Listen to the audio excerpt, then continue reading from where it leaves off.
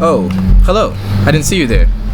My name is Tariq Ford, and today I'm going to show you my quote, more than a hello world program, unquote. Here, I made a local host that is designed to store names and organize them accordingly. Now here, I'm going to show you the setup I have. This is the table structure right here. I have the first, the middle initial, and the last. And the count is used to keep track of them with a number symbol. I use auto increment so it knows to, put them in order. Well, not in order, but like 1, 2, 3, 4, 5 as the names get added in. Now I'm gonna show you how it works. Now you see, first of all, that I set the limit to 20 letters for the first name. This is the 20 right here. 20 letters for the last name, as you can see right there, and 1 letter for the middle initial, because the middle initial only requires 1 letter. Now, right here, this is how it should look if you did it all correctly. Here you have the entire table right here. This is the count. Well, as you can see, it's a little out of order. I've been adding them and deleting them just to make sure it's working properly before I showed it to you. We have the first name that you're going to enter, the middle initial, and the last name all right there. Now I'm going to show you how to add it. Now as you can see right here, I have the 3 options that I use using the include program that I'll show you later. Now here we go. We're going to add one. First name, let's say user, middle, last name, last. Just for example's sake. Alright, there you go. As you can see, store names PHP. I'll show you how this works in the program later. As you can see, it worked perfectly. The following has been added. User M last. All you have to do is click show names in database, and it should be the very last one, number 11. User M last. Perfect. Now if you want to delete them, it's very simple, very user friendly. Click delete record from database, and you want to do is you want to put in the number or the count of the name that you put in. Let's just delete Tariq M Ford right here, number 5. Put in number 5 right here, and boom, it's gone. Beautiful. Now I'm gonna show you how all of this works. Now first I'm gonna keep it here before I go in. I'm gonna show you the coding behind all this. It's gonna start with show names.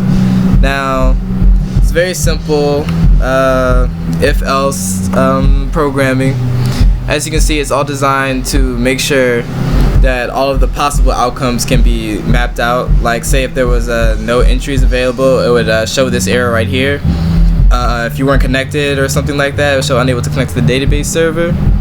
I made sure that it connects instantly to the local host root, which is what I have right here. What else do we have? Next we make sure to cover all the not errors, but like some of the wording that we have here. Like here's a list of the names in the database. This all shows up on the website. Like say for instance, I made sure to add show names in the database. You can see it right here. Show names in the database. That would be this right here. What else do we have? Show names PHP. I made sure to add that, which is right here. Now I should probably get rid of the PHP, but this is just to make sure you know exactly where each one comes from. Now for store names, which is right here, you want to the program behind that is right here. As the title, it says stored names, and if you put it in correctly, it says accept the data from the input page and store it into DB. I'll try it out right now. And this is the names input. The program is right here. As you can see, title names input PHP right here, and just input page, and please enter your name below, all right there. This is where you would put the name. This is where you would put the middle initial. This is where you put the last, and it all shows up right here. First name, middle initial, last. As you can see, all pretty simple. Gone. This is for when you actually delete the name. This is the page it sends it to when you delete it. Say for instance, let's do it right now. Delete 1. Gone. See that? Gone PHP right there. Record has been deleted. Boom. Make sure the user knows what's going on. Makes it all pretty easy access. Now, what else do we have? Oh shoot, I'm getting caught on time. Now, I'm going to introduce you to some of the errors that will come into. First of all, make sure all of your capitalization is correct. I have run into that issue so many times, especially with first name specifically, because sometimes first name is uppercase, but first is lowercase. So make sure you just keep them all in one case. It saves yourself a lot of time, a lot of effort. What else? Make sure your table is set up correctly. I had a lot of issues with that. But make sure it said auto increment or it's all going to be at 0. It took me a long time to figure that one out. Wasn't sure. Easy fixes, but it could cause long-term problems. But overall, it's pretty easy to make, easy to use, and easy to keep track of. And just make sure that you use XAMPP when you're doing it. It's a very simple program.